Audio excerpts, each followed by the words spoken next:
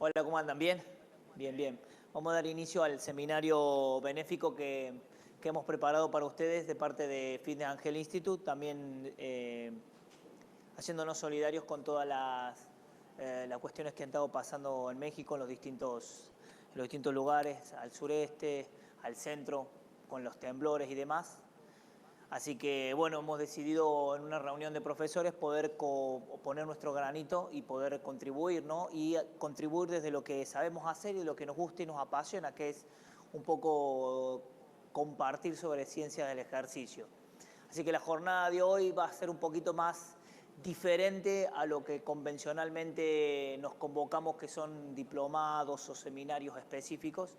Es un seminario un poquito más familiar, así que los temas están bastante variaditos, desde cronobiología, que vamos a hablar ahora, que parece una palabra rara, hasta prevención de lesiones, entrenamientos, algo de quemadores de grasa por parte del profesor Rodrigo a la tarde.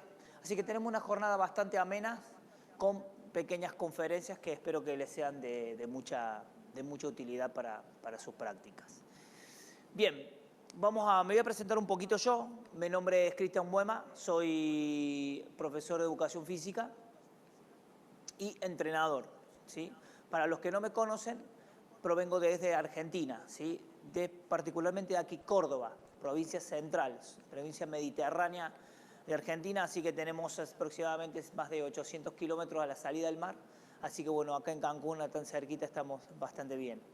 Hermosa provincia, por supuesto. Y hay una postal de uno de los parques donde se entrena bastante. Son unas escalinatas de muchos escalones y por consiguiente cuando uno hacía deportes y después como entrenador pasaba muchas horas con sus clientes ahí en esa zona y además muy bonita.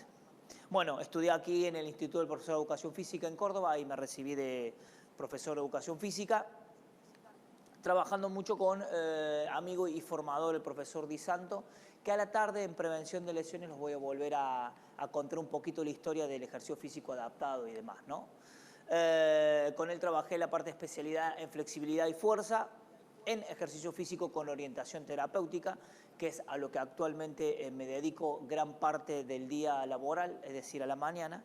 Y por supuesto actualmente sumergidos en lo que es el estudio de las neurociencias y la motricidad, ¿no? Que estamos en una etapa, o que se conoce como una era neurocéntrica, donde el estudio del cerebro y las funciones cognitivas son el centro de atención de distintas disciplinas, psicología, filosofía, ni hablemos de las neurociencias, y por supuesto el ejercicio físico también no queda afuera, y de hecho se está trabajando mucho sobre la importancia del ejercicio sobre las facultades cognitivas, es decir, sobre el cerebro y sus funciones superiores. Me desempeñé como entrenador en gimnasios, inicié como muchos instructor en un gimnasio, aquí en la Academia Bucor en Córdoba. Ahí un poquito aprendí a hacer lo que es un monitor, estar en una sala, seguir a los clientes, poner una rutina y también apasionado, poco jugar al fútbol hasta mis 16, 17 años, así que muchos años y muchas horas dedicado al fútbol, así que la parte de la preparación física es algo que también me gusta bastante. Entonces, como preparador físico, trabajé en estas dos instituciones, en el Instituto Atlético Central Córdoba, trabajando con básquet, con el área de basquetbolistas, y también con vóley femenino y fútbol, ¿no? En el Argentino Peñarol, en el equipo donde quedaba cerca de casa, el Gran Trampero, y ahí trabajamos. Primero jugamos y después colaboramos ahí en la parte de la preparación física. En el 2012 llegué aquí a México por la empresa Sport City, ¿sí? Sport City nos convoca y llegamos aquí en el 2012. Luego Sport City cierra su sede aquí en Cancún y ya nos hemos quedado a trabajar con otros proyectos laborales. Así fue la llegada a México. Y paralelamente al mundo del entrenador personal dentro del Sport City, también trabajé como preparador físico en natación, ¿no? Primera experiencia con nadadores. Fueron 3 años de un trabajo muy lindo, muy enriquecedor, con un profesor cubano, ex nadador panamericano. Así que con muy bueno. Y con la gran satisfacción de, por supuesto, este niñito Andy Guerrero, si lo han escuchado, Él compite en Paralimpiadas, también es nadador y acaba de llegar de Colima hace un mes y se ganó 6 medallas de oro en su disciplina, así que ya todo lo que es a nivel nacional le queda pequeño, así que ahora ya lo estamos preparando, en un caso particular, en la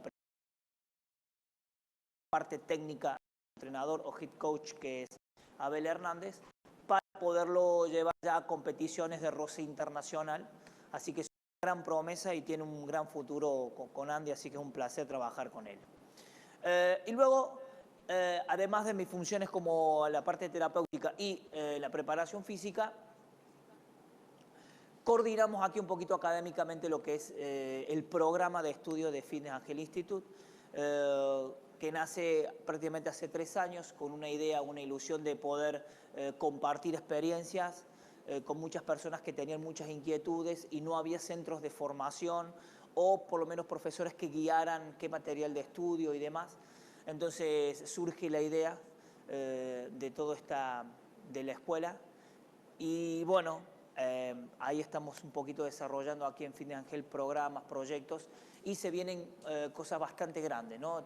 La plataforma online y bueno, y seguir mejorando la calidad de todos los cursos, diplomados y demás. Sumando gente, por supuesto, y vamos a tener profesores y demás. Bien, dentro de los diplomados y dentro de los seminarios y todo el programa académico que tiene Fitness Angel, también tenemos en la actualidad asesorías, ¿no? Asesoría para alumnos y por supuesto para no alumnos también. Mucha gente nos pregunta de los cursos que podemos hacer y demás prácticamente porque llevan sus entrenos o porque ellos mismos quieren entrenar o incrementar los niveles de conocimientos. Así que por esta demanda de los alumnos decidimos poner asesorías, ¿no? Cada uno de los docentes tiene horas de asesoría entre la semana, se los pueden contactar por cualquier programa de entrenamiento que quieran llevar o entrenar con los ponentes o tener una mayor información sobre algún tema determinado. Recuerden que cada diplomado versa sobre distintas temáticas y cada una de las temáticas tiene a su vez una mayor profundización. Entonces, concretamente lo que necesita cada alumno hacia lo específico. Bien, vamos a hacer algunas reglas que vamos a utilizar durante todo el día en el seminario, ¿no? Bueno, ya sabemos que no se puede comer dentro del aula, tampoco se pueden tener cafés que no estén cerrados herméticamente, porque bueno, pasa siempre que se vuelca un café, se mancha todo y demás. Y el comer no solo que es molesto para el lado, sino que no se puede dialogar, no se puede hacer llamadas ni recibir llamadas, etcétera, durante la clase. Y las preguntas al finalizar la conferencia, ¿no? Porque a veces estamos en relato y muchas preguntas interrumpen la conferencia y demás, entonces muchos de los alumnos nos han pedido que si por favor podemos tener un espacio específico de preguntas para que no se pierda el relato. Así que al finalizar el relato vamos a hacer todas las preguntas que quieran, vamos a quedarnos respondiendo y demás. Y por supuesto, esto es muy importante, las preguntas tienen que ser, chicos, concretos y no historias personales, ¿no? También pasa que una pregunta comienza con una historia personal de media hora para luego llegar la pregunta. Entonces, como una inquietud personal, es decir, directamente concreto. Profesor, ¿para qué sirve tal cosa? Sí, y no, el otro día me encontré a mi primo y me dijo que le había empezado el entrenamiento a la mañana, entonces el profesor le dijo para hacer la pregunta al final. Entonces, directamente concreta la pregunta, ¿sí? Además, bueno, listo de este prolegómeno para iniciar, vamos a arrancar con el tema que nos compete hoy, que se llama cronobiología y rendimiento. Ya la palabra parece raro, cronobiología, pero si la vamos a desmenuzar, no es tan alocado la palabra, o no es tan difícil. Crono viene de tiempo, del griego, tiempo, y biología de biología, ¿no? Entonces vamos a hablar del tiempo o el reloj biológico, fundamentalmente en el ser humano, ¿no? Entonces, si hablamos de cronobiología y hablamos de tiempo, llega inmediatamente la pregunta, ¿qué es el tiempo? Esta pregunta que ustedes ven en pantalla es una pregunta que, por supuesto, ha quitado el sueño a más de un personas a lo largo de la historia. De hecho, es una de las grandes preguntas de la filosofía, ¿no? ¿Quiénes soy? ¿Por qué existe algo y no más bien la nada? ¿Existe Dios? El tema de la inmortalidad, el tema sobre el ser y, por supuesto, el tema sobre el tiempo, son preguntas filosóficas que se hicieron hace más de 2000 años y se siguen haciendo actualmente porque son inherentes al pensamiento y al vivir del ser humano. Y el tiempo es uno de ellos. ¿Quién no se ha preguntado alguna vez sobre el tiempo? ¿Qué es realmente el tiempo? De hecho, inclusive siempre se lo cita a San Agustín, el padre de la patrística en el siglo III de la era cristiana. Él fue filósofo, además de ser uno de los padres de la Iglesia, y él se preguntaba qué es el tiempo, pero claro, él decía, cuando yo sé lo que es el tiempo, hasta que me preguntan qué es el tiempo, definir el tiempo es muy difícil, se lo ha visto desde el punto de vista más objetivo. Dentro de la objetividad, hoy en día el tiempo está asociado al espacio y a los fenómenos naturales. Concretamente, en la Tierra hay dos movimientos que genera la Tierra que genera cambios biológicos. Los movimientos de rotación de la Tierra, es decir, el cambio entre el día y la noche, y los movimientos de traslación, es decir, cuánto gira en 365 días alrededor del Sol la Tierra, pasando por las distintas estaciones. Entonces tenemos algo aquí ya concreto, que durante el día el ritmo biológico cambia. El cuerpo humano tiene un reloj que se pone en funcionamiento y tiene efectos fisiológicos dependiendo de la hora.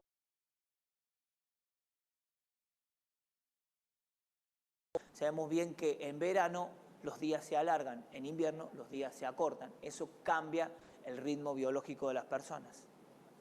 Y también a nivel mensual o en 30 días. Por ejemplo, los ciclos lunares coinciden con los ciclos femeninos que también vamos a ver, y eso también altera el rendimiento o aparentemente altera el rendimiento. Si es una nueva ciencia que se está estudiando mucho y por supuesto se le está dando la óptica desde el rendimiento y desde el ejercicio físico. Entonces, como les comentaba, nosotros tenemos en nuestra cabeza un reloj.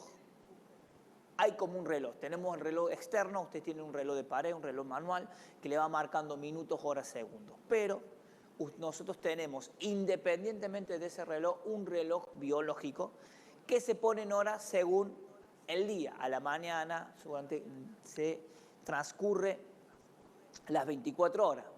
Entonces, nos podemos hacer la siguiente pregunta. ¿Existe en un momento en el día donde tengamos un mayor rendimiento? Sí, la pregunta, ¿existe alguna hora en particular donde tengamos un mayor rendimiento? ¿O estemos propensos para cierto tipo de actividades? Es un poquito la pregunta que vamos a tratar de ir desandando de aquí en adelante. Entonces, concretamente, sí, hay un reloj biológico, independientemente del reloj que uno tiene y que se ha adaptado desde la era industrial. 8 de la mañana, sí, el ritmo que te impone la vida laboral, que viene desde la revolución industrial. Si alguno ha visto la película Tiempos Modernos de Charles Chaplin, es totalmente significativa esa película porque explica un poco la función del hombre-máquina en la era industrial. Y la metáfora tremenda de la película es, ni bien inicia, marcan un reloj. Ese reloj que marca inmediatamente el inicio de la entrada al trabajo, la hora de comida, cortar. Entonces, antes de la revolución industrial, el ser humano prácticamente vivía y se manejaba a través de estos ritmos biológicos. Post-era industrial, la fábrica, luego la empresa, estipuló, y la sociedad, por supuesto, estipuló los horarios, ¿sí? Por eso nos damos cuenta que, por ejemplo, nota a pie de página, los adolescentes son, como se llaman, búhos, ¿sí? Existen dos tipos de personas como polares, ¿no? La gente que es extremadamente alondra, que podríamos decir los abuelitos, a los 5 de la mañana ya se están despertando, no ponen reloj y se despiertan y duermen poco, los ciclos de sueños bajan. Y hay gente que es mucho más propensa a levantarse temprano. y a las 10 de la noche apaga el televisor y se va a dormir. Es como que su cerebro se pone en off-tune y se tiene que ir a dormir. Y hay otras personas que se van a dormir mucho más tarde y son mucho más productivas, 12, hasta las 12, 1, 2 de la mañana, y se los conocen como personas más búho. Las personas que madrugan se los conocen más personas como alondra. Y son dos características totalmente biológicas. Ahora bien, los adolescentes son, por su constitución biológica, son totalmente búhos. Ellos sí o sí se les cuentan hasta tarde. ¿Por qué? Por su maduración a nivel del sistema nervioso. Entonces eso es un error, ya tener un calendario escolar donde se le pide razonamiento y reflexión a los niños a partir de las 7 u 8 de la mañana, cuando el reloj biológico de un niño para atender o de un adolescente recién empieza a partir de las 10, 11 del mediodía. Entonces ya vemos cómo el sistema industrial y cómo el sistema social va condicionando el tiempo de la persona y no siempre coincide con los ritmos biológicos de las personas. Entonces, antes de que Thomas Edison inventara la lamparita de luz, la persona dormía en un ciclo aproximadamente entre 9 y 10 horas. ¿Sí? Hoy en día se recomienda como mínimo dormir entre 7 y 8 horas, ¿no? Y si hay alguien que duerme 7 y 8 horas, es casi un lujo a oscuras y en silencio, ¿no? Porque a veces hoy con toda la iluminación que existe externa, ¿por qué? Porque este reloj está totalmente puesto en marcha con el ciclo de la luz y la noche. ¿Sí? Apenas despunta los primeros rayos del día, nuestros antepasados se despertaban y cuando empezaba a caer ya buscaban disminuir su rendimiento, su actividad. Pero en el tiempo moderno sigue la iluminación y hasta puedes tener luz las 24 horas. En ningún momento tenés luz solar y a la noche la luz artificial. Y eso altera los ritmos biológicos. Entonces, me preguntarán, ¿qué estudia entonces la cronobiología? Bueno, la cronobiología estudia las propiedades predictivas de los ritmos circadianos. ¿Qué es ritmo circadiano? El ritmo del día y la noche. ¿Cómo comporta el cuerpo o el organismo en el día y la noche? Circa viene de cerca, ¿no? Circa o alrededor, y diem de día, circadiano, de días. Es decir, el ritmo de 24 horas, cómo va cambiando el organismo. Eso repercute para la vida laboral, la vida intelectual y por supuesto la vida del entrenamiento en fitness. Vale comentarles que tenemos una cierta cantidad de estructuras, hay estructuras nerviosas que organizan los ritmos biológicos. Estos ritmos anticipan los eventos que luego se van a repetir en el tiempo, ¿no? Siempre prácticamente se establecen patrones de trabajo. Los hábitos que vamos adquiriendo son patrones que se repiten y esos patrones tienen, por supuesto, efectos fisiológicos o generan una fisiología. Acá tenemos una primera imagen, ¿sí?, donde intenta mostrar de cómo el cuerpo se ordena en el día. Vamos a ver que por la mañana las actividades intelectuales son muy importantes, ¿sí?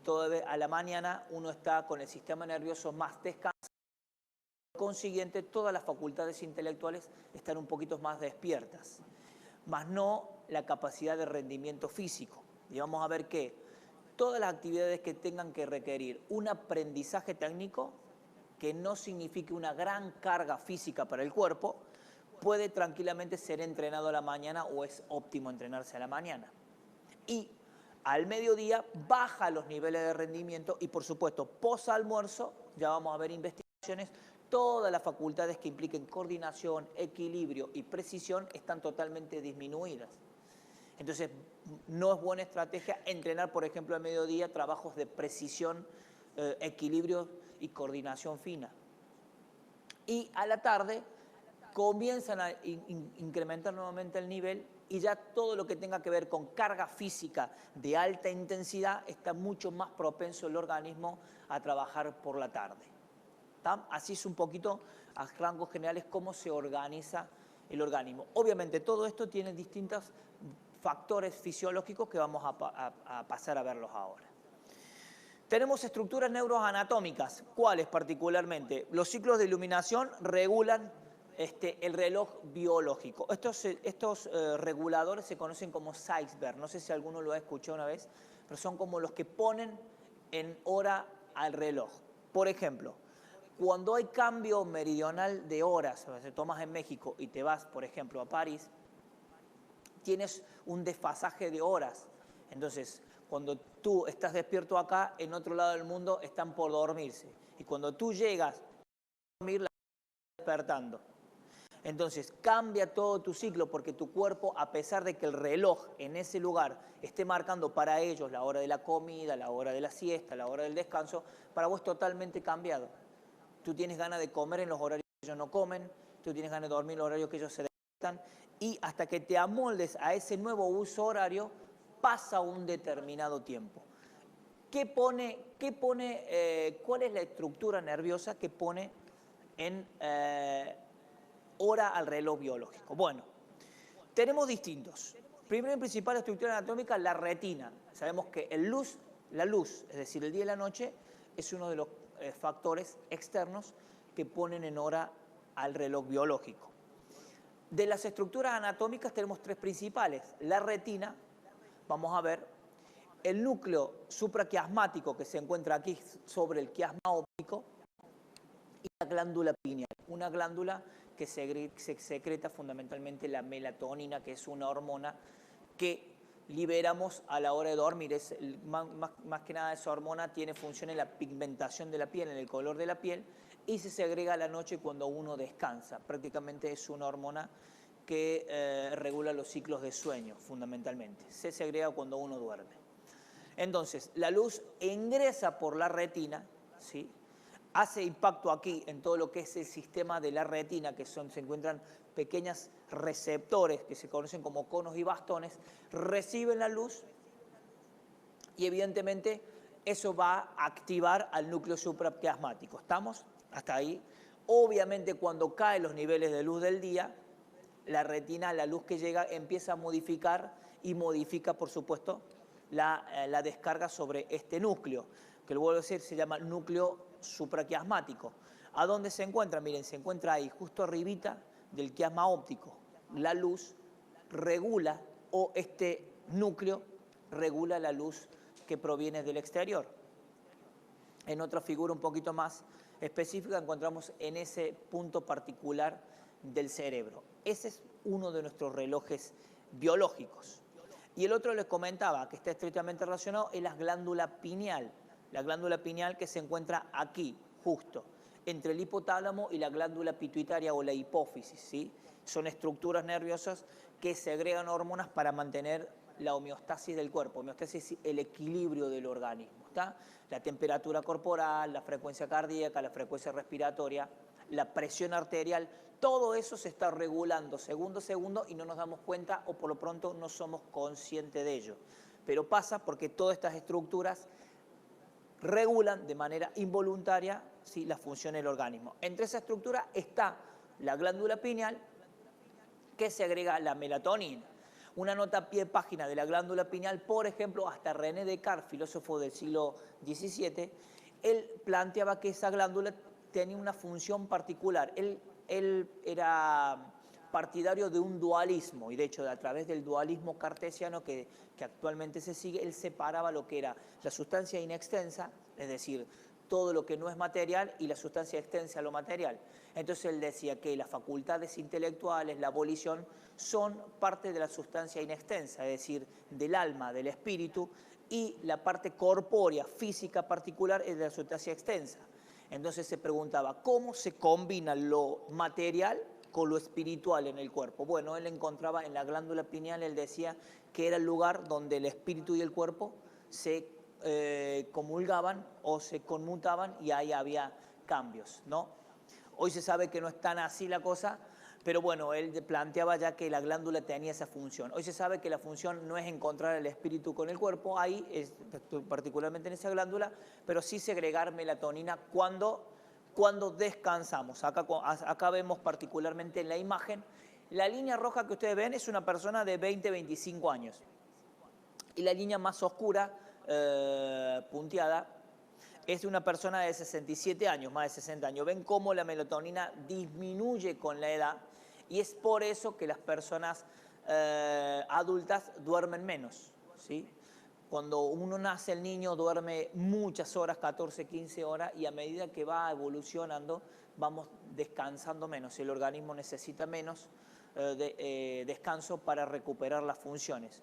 Ustedes saben que mientras dormimos se regenera todos los tejidos, así que es muy importante. Entonces la melatonina se descarga a la noche, pero este pico, si hay luz, no se descarga. Entonces por eso la recomendación importante es que duerman a total oscuras. Sí, hoy hay muchos dispositivos que iluminan la habitación, hay que tratar de evitarlos a todos porque esos dispositivos evitan que se descargue la melatonina y la melatonina ayuda a la calidad del sueño y por supuesto a que otras hormonas se potencien cuando dormimos, especialmente la hormona del crecimiento, que es la hormona anti-age o la que repara todos los tejidos mientras uno descansa. ¿Estamos? Bien. ¿Qué respuestas fisiológicas podemos tener en un ciclo de día? Bueno, la temperatura es una de ellas. Tenemos una temperatura máxima entre las 18 y 20 horas y una temperatura mínima entre las 2 y 4 de la mañana. Por eso cuando dormimos siempre cae la temperatura del cuerpo, por eso hay que tener cuidado los que gente que duerme con los aire acondicionados y demás, que después aparece enferma, es porque uno se acuesta con una determinada temperatura corporal, sí, por supuesto en relación a la temperatura ambiente, pero cuando uno descansa esa temperatura cae abruptamente. Entonces, ¿qué pasa al revés a la tarde? Por eso las grandes actividades de mucha intensidad se realizan por la tarde, cuando los niveles de temperatura corporal están elevados, entre las 6 y las 8 de la noche.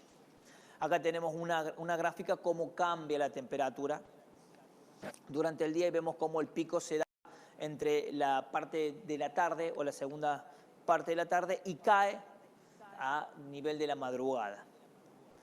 Otra variable fisiológica importante, además de la temperatura, es los niveles de cortisol, ¿sí? Los niveles de cortisol en el fitness lo conocemos como, acá se encuentra primero, déjame comentarles que se segrega a través de la corteza adrenal, de la glándula suprarrenal, que se encuentra por arriba de los riñones, ¿sí? Y fundamentalmente en la corteza.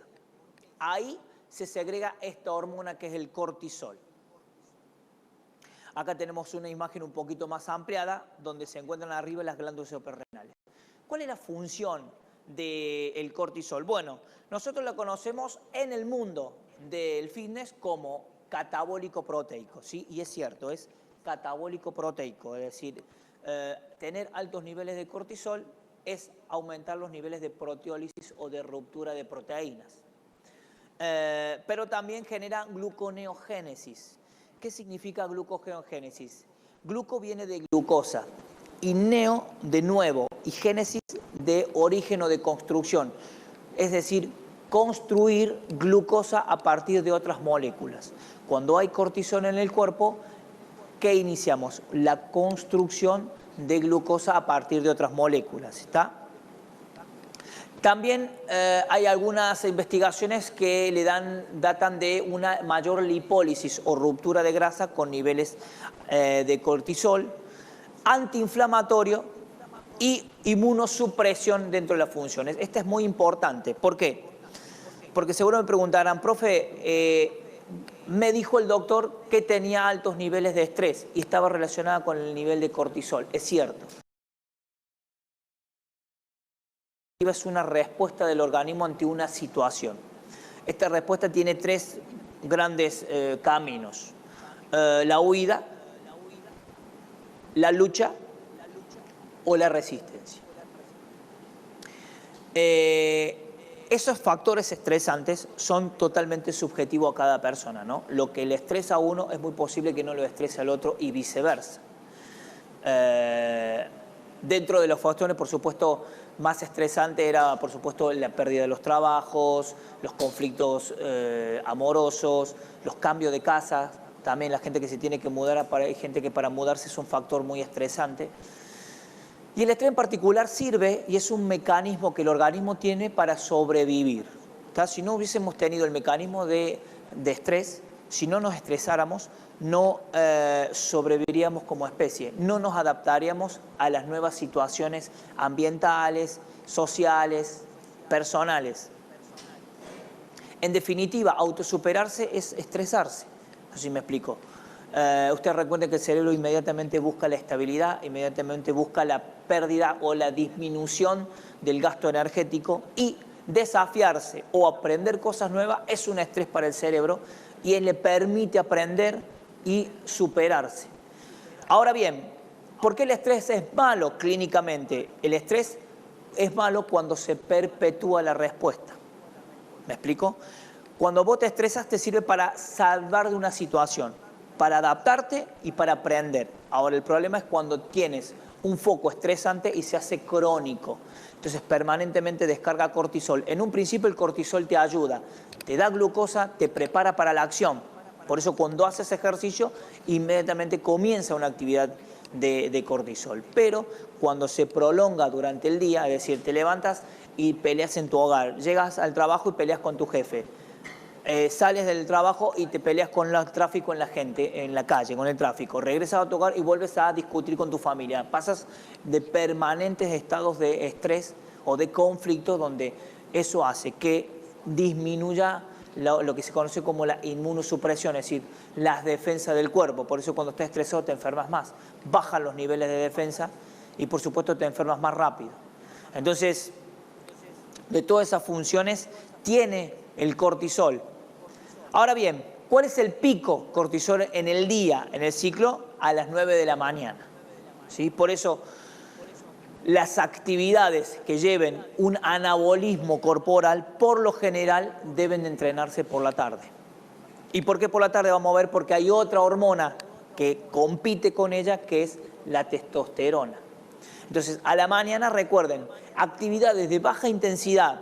Y si tienes que aprender nuevas técnicas, por ejemplo, un bailarín tiene que aprender una nueva coreo, lo clave sería que por la mañana aprenda el paso y pula los detalles técnicos, y por la tarde el entrenamiento específico, ¿sí?, de la coreografía como tal. ¿Se entiende? Todo lo que lleva aprendizaje, la mañana siempre es mayor, ¿sí? Es mucho más. Además, el cortisol ayuda a que haya más glucosa y esa glucosa sirve para el cerebro para que piense más y demás. No obstante, los niveles de fuerza o picos anabólicos caen. Es mejor hacerlo por la tarde. Entonces hay una investigación acá de efecto circadiano el ritmo del cortisol, que es prácticamente esto. Elmir y colaboradores. Ellos también estudiaron en este trabajo cómo se comportaba a la mañana y a la tarde los niveles de cortisol. Y acá tenemos las gráficas. El ritmo del cortisol, por supuesto, variaba. Ahí vamos a ver que cada 4 horas se tomaba y empezaba desde la mañana a caer hacia la tarde. Cuando entrenaban por la mañana, tienen los picos elevados a la mañana y, por supuesto, caían a la tarde. Y, por supuesto, cuando entrenaban también por la tarde, picos bajos por el entrenamiento a la tarde. Entonces, ¿qué concluyen estos investigadores? Que la alta intensidad debe hacerse por la tarde. Trabajos de potencia, trabajos de fuerza máxima, es decir, levantar pesos máximos, trabajar los sprint, trabajar la hipertrofia muscular, de ruptura masiva de tejido muscular para la reconstitución adaptativa y el crecimiento muscular, deben hacerse, o por lo menos biológicamente, están más potenciados por la tarde. Por la tarde. Y trabajos de baja intensidad por la mañana, todo lo que son cardios suaves y regenerativos para recuperar una carga, fuerza, resistencia con poca carga, trabajos de tonificación que lleva poca carga y los ejercicios de fuerza preventiva que por lo general hay que ajustar el sistema osteomioarticular y requiere de mucho aprendizaje, por lo general son ideales por la mañana. Obviamente esto estamos hablando de cuadro de ideal. Saben que el entrenamiento prácticamente es un apoyo a la vida social de la persona. Entonces, muchas personas no le queda otra que entrenar antes de ir a su trabajo, porque luego trabaja durante todo el día y ya a la noche llega prácticamente sin energía. Pero si la persona puede ordenarse y puede hacer 2 sesiones de entrenamiento o una, puedes ir variando. Si solamente te queda entrenarlo por la mañana, y bueno, va a tener que hacer su parte de hipertrofia por la mañana, por más que su organismo no esté al 100% predispuesto en esa hora de la mañana para entrenar, por ejemplo, trabajos de hipertrofia muscular. ¿Se entiende? Tenemos que adaptarnos en el día, ¿sí? La cronobiología nos habla de una cuestión ideal del cuerpo, ¿sí? Luego hay que tratarlo de adaptar a el uso cotidiano de la persona. La testosterona, como les comentaba, es una hormona anabólica y androgénica porque tiene funciones de caracteres sexuales secundarios. Nota de pie de página que todavía no se ha podido divorciar lo androgénico con lo anabólico, es decir, que van juntos, esto es muy importante. Diferente a la hormona del crecimiento, que es totalmente anabólica. La testosterona, por un lado, hace que crezcan los tejidos, porque es anabólica, pero por otro lado también es androgénica. Por eso, cuando se administran de manera exógena la testosterona, tiene consecuencias secundarias, y esas consecuencias son secundarias, son todas, por ejemplo, en la mujer, la masculinización femenina. ¿Por qué? Porque no se puede divorciar lo anabólico de lo androgénico, están totalmente juntos. Ese índice se ha podido disminuir, pero no se ha podido liberar. Eso es para tenerlo en cuenta. Y la hormona de la testosterona también tiene ciclos durante todo el día, también tiene ciclos. El ciclo grande que tienen es a la mañana. Por eso muchos de los hombres se despiertan a la mañana como se despiertan, ¿sí? A veces, ¿por qué? Porque la hormona tiene un pico entre 4 y 5 de la mañana. Luego comienza a caer y surge el cortisol, para luego ir cayendo por la tarde el cortisol y hacer una pequeña, nuevamente, pico, la testosterona por la tarde. Por eso, junto con el aumento de la temperatura, la caída del cortisol y el aumento de la testosterona, por la tarde es ideal para trabajos de potencia, de desarrollo muscular y de construcción de masa muscular. ¿Se ve? Acá tenemos otra del sérum de testosterona en los horarios donde está la parte del pico de la hormona.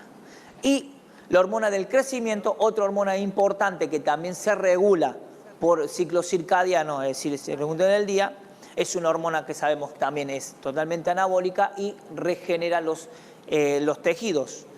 Y su pico es cuando entrenas, pero biológicamente sin entrenar es a la noche. Cuando tú duermes, recuperas esta hormona, pega un pico para que tú mientras duermes se regeneren todos los tejidos. ¿Se ve la idea? La hormona del crecimiento, potenciada con la melatonina, es ideal a la hora del sueño y eso por supuesto brinda una calidad y cantidad de sueño. Por eso la clave es dormir 6 a 8 horas de manera continua y total oscuridad, para que la melatonina potencie la secreción de la hormona del crecimiento y los tejidos se regeneren en cantidad y en calidad. ¿Estamos? Bien, y un poquito del ciclo mensual es el ciclo femenino. Ustedes saben que la mujer tiene un ciclo de 28 días, coincide con el ciclo lunar, y donde ese día tiene dos grandes fases. Una fase que se llama folicular, donde prepara el óvulo, y una fase lútea donde si no es fecundado ese óvulo, evidentemente se destruye, se elimina y luego se prepara para un siguiente ciclo. Suena un poco fuerte, pero en definitiva la mujer cada mes tiene una muerte biológica, va perdiendo uno de los óvulos. Y esos óvulos ya no se recuperan, por eso el ciclo reproductivo de la mujer tiene un tiempo determinado en la cronología o en el desarrollo de la vida de la mujer. En cambio el hombre no, el hombre, ustedes saben, puede ser padre a altas edades, simplemente tiene que tener por lo menos buena cantidad y calidad de espermas, pero la mujer va desde los 20 años en adelante perdiendo progresivamente la cantidad de óvulos hasta que se interrumpe definitivamente ese ciclo con un periodo que se conoce como menopausia, entre los 50 años aproximadamente, donde cambios fisiológicos que llegan a una mujer son aumento de la temperatura corporal, disminución de la producción de estrógenos, una hormona fundamental para mantener el tejido conectivo sano y fuerte. Por eso después de los 50 años los problemas de prolapso e incontinencia urinaria, cuando tienes un suelo pélvico en la mujer, se potencian aún más, se pierde la masa muscular y se pierde la masa ósea, la densidad mineral ósea también. Entonces, ¿qué podemos hacer ante esto que es totalmente natural y que le va a pasar a todo el mundo, igual que todos, como por ejemplo la muerte? Nadie se le escapa, nunca hablamos, pero está presente. Nadie se le escapa. Tener una vida físicamente activa y por supuesto tener buena cantidad y calidad de masa muscular.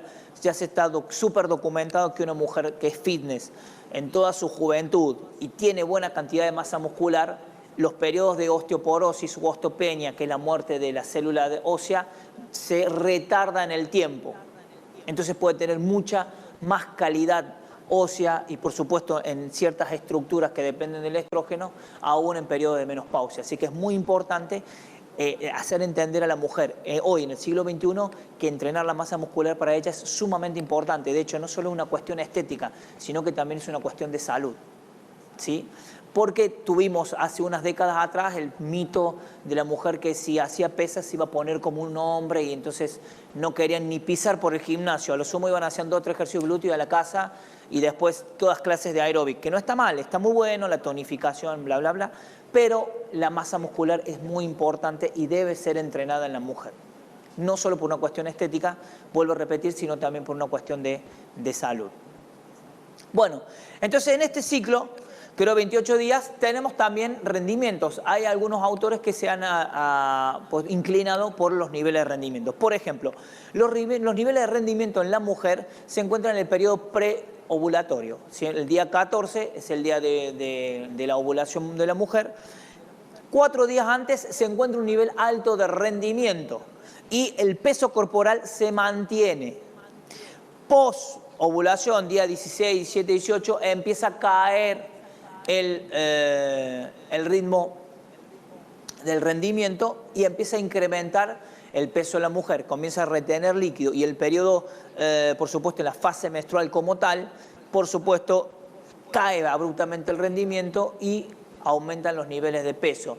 Aunque se han documentado algunos casos de récord en mujeres en periodos menstruales. Así que todo esto se sigue investigando. Lo que pasa es que es muy difícil investigar. ¿Por qué? Porque tienes que tener a un grupo de mujeres y tienes que justo coincidir todos los ciclos y hacer todo un seguimiento en el ciclo mujer. Porque sabemos que si bien es una regla general de 28 días, hay mujeres que son totalmente irregulares y van modificando su periodo de ovulación y demás, que con anticonceptivos un poquito se puede regular un poquito la regla, es decir, con administración de hormonas exógenas. Pero hay algo particular que sí se ha estudiado y se ha documentado, esto es una nota a pie de página, ¿no? En casas de estudio donde convivían solamente mujeres, con el tiempo tienden a nivelarse en las mismas fechas los ciclos menstruales, algo particularmente, un dato bastante curioso, ¿no? Es decir, chicas que llegaban con reglas en diferentes días, al convivir en un mismo espacio, tendían a los ritmos a sincronizarse entre todas las mujeres. Bien, entonces, hay mayor niveles de fuerza, hay mayores niveles de potencia, hay mayor nivel de energía en la mujer en el periodo pre y ovulatorio. Ahora, hay una mayor posibilidad de lesión. ¿Por qué? Porque hay una mayor secreción de estrógenos y los estrógenos debilitan el tejido conectivo, interrumpen la síntesis de colágeno, pero facilitan la síntesis de elastina. ¿Qué quiere decir? Son dos proteínas que hacen que el tejido sea más endeble. Entonces la mujer puede saltar alto, cargar más peso, pero el aparato ligamentario articular está un poquito más propenso a sufrir algún tipo de lesión ligamentaria. Así que, de hecho, han documentado lesiones en ligamento cruzado en la mujer en periodos ovulatorios. Entonces hay que extremar los cuidados. Si bien en ese periodo la mujer se va a sentir con más intensidad y más si tú puedes ir llevando un ciclo en la mujer para aumentar las cargas o, por ejemplo, vieron en el entrenamiento vos vas poniendo semanas. Hay semanas que son más fuertes o semanas que se llaman negras de entrenamiento, donde en el mes de las 4 semanas, 1 o 2 semanas son bien intensas y las otras 2 son una de aproximación y una de descarga. Bueno, la semana de máxima intensidad debería coincidir con el ciclo femenino en la mujer. porque se encuentra hormonalmente en mayor predisposición. Ahora bien, hay que tener cuidado porque también está más propensa a lesionarse, así que los trabajos preventivos deben ser extremados. De hecho, a la tarde vamos a ver prevención de lesiones, así que también no se pierden esa conferencia que va a estar muy buena. ¿Estamos hasta ahí? Bien. Y en el deporte, chicos, ¿en el deporte qué encontramos? Bueno, en el deporte se encontró que en series eliminatorias, semifinales y finales, récords a partir de la tarde y noche se daban la mayoría de los récords. ¿Qué se encontró en investigación en deporte? La reacción visual, auditiva y de velocidad coinciden con la hora de mayor temperatura por la tarde, ¿sí? Por la tarde. ¿Qué más? Aumenta la temperatura y aumenta la velocidad de conducción del axón, 2.4 metros por segundo. ¿Qué quiere decir? Que a la tarde, entre 6 y 20 la hora, cuando hay mayor temperatura corporal, hay un pico de hormona anabólica, cae el cortisol, aumenta la temperatura, también aumenta la velocidad de conducción de la información por los axones. Por consiguiente, está más rápida la persona, es decir, los trabajos de potencia, de reacción y de velocidad y tiempos de reacción están potenciados. ¿Qué pasa con la resistencia del organismo? Bueno, en carreras que tienen que ver muchos kilómetros, por ejemplo, el ciclismo por etapa, el rendimiento se mostró mucho más por la tarde que por la mañana. Rendimientos por la tarde que por la mañana. Seguimos siendo como coincidente en este sentido. Con la frecuencia cardíaca, ¿qué pasó? Sufre modificaciones, 5 latidos menos por la noche en comparación con la mañana. Si la frecuencia cardíaca aumentó, uno duerme, descansa o disminuye. Y todo esto se ha hecho investigación. Por ejemplo, una investigación que dividió a grupos, 16 sujetos, en 2 turnos. Uno entrenaba a las 10 de la mañana y el otro entrenaba a las 6 de la tarde. ¿Estamos? La misma carga física.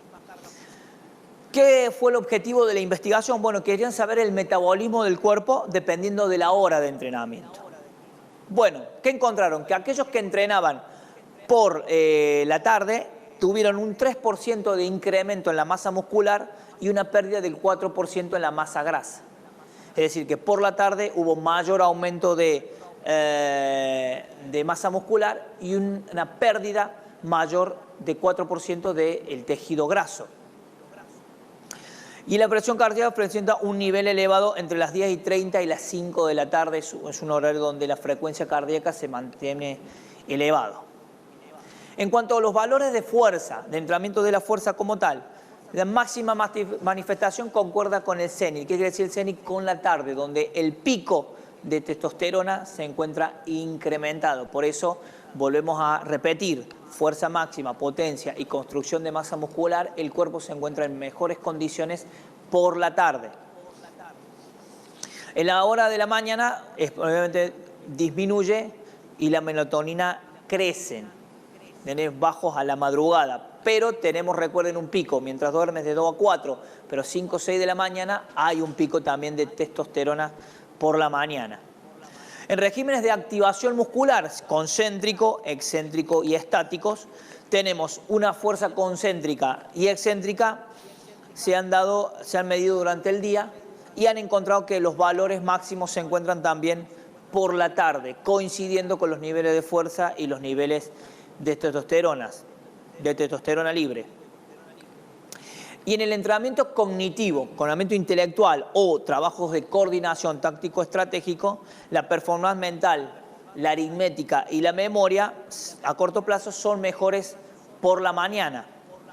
Entrenar táctica y estrategia por los niveles facultades cognitivas y el pico de humor y la capacidad intelectual del atleta se encuentran potenciados por la mañana. El atleta se encuentra en mejor humor, se encuentran las facultades cognitivas, entonces es ideal, vuelvo a repetir, por las cuestiones tácticas y estratégicas. Entonces, cuando tú quieres enseñar una nueva técnica, lo ideal es por la mañana, cuando el sistema nervioso esté fresco, ¿sí? Si no te queda de otra que enseñarlo a la tarde, recuerdan, va primero en el orden y luego viene la carga física. No puedes enseñar algo nuevo cuando le has dado una carga física donde has quitado glucógeno, creado lactato, fatiga mental, fatiga residual en los músculos, ¿sí? Primero se enseña lo técnico, lo nuevo, y luego se pone la carga física como tal. ¿Estamos? En el día, y si lo puedes doblegar, por la mañana lo táctico, lo estratégico, y por la tarde lo físico. Y por la tarde, por supuesto, las capacidades estrictamente físicas son potenciadas. Lo negativo en lo cognitivo, por supuesto, pero existe una tendencia a disminuir en las primeras horas después del almuerzo.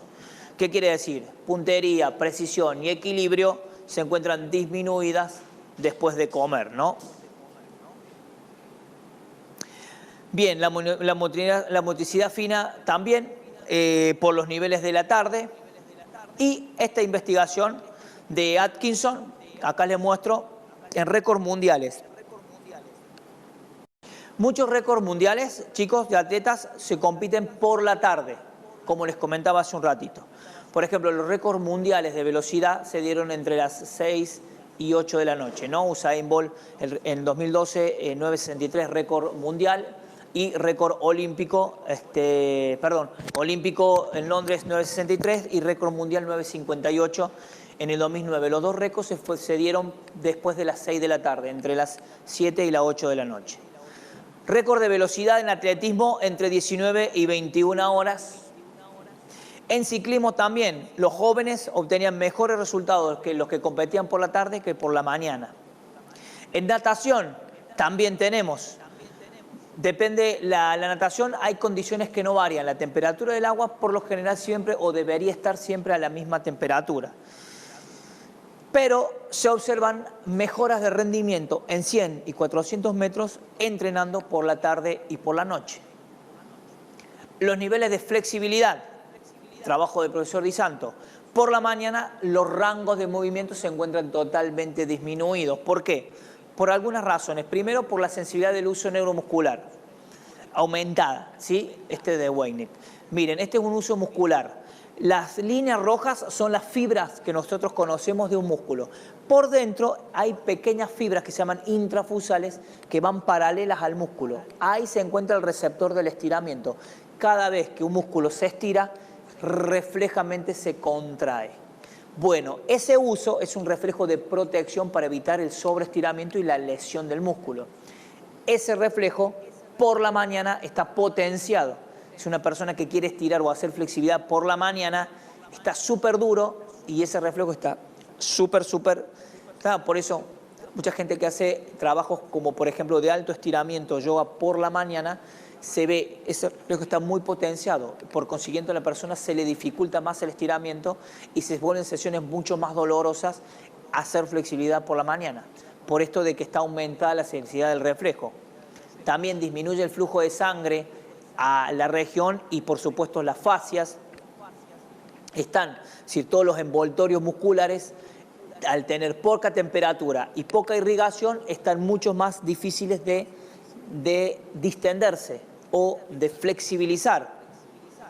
Y las pruebas de flexibilidad que comenta Platonov alcanzan sus picos entre las 10 y las 18 horas de la mañana. Por eso los trabajos de flexibilidad también deberían ser hechos por la tarde cuando se quieren ganar rangos de movilidad o obtener rangos óptimos de movilidad que por supuesto son interesantes para los deportes que dependen de una gran amplitud articular y para la prevención de lesiones, ya que rangos disminuidos articulares son propensos a lesionar la articulación, que lo vamos a ver a la tarde.